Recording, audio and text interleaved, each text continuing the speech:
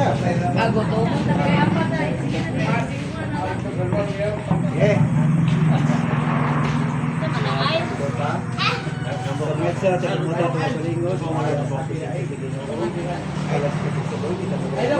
So, samahan, anak, Espiritu Santo. Amen.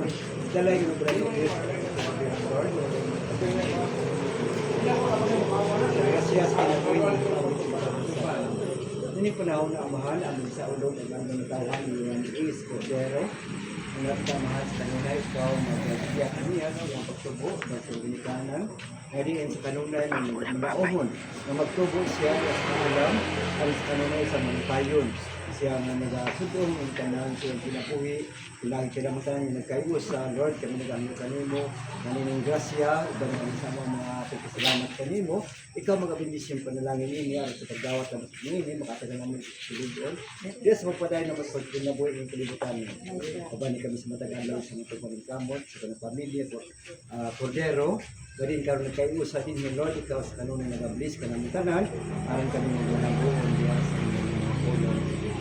Dito na mahal ang mga ampong gamatan, gamatan, pinalitan mo, yung Kristo ba sa nila, ang tanan. Amen.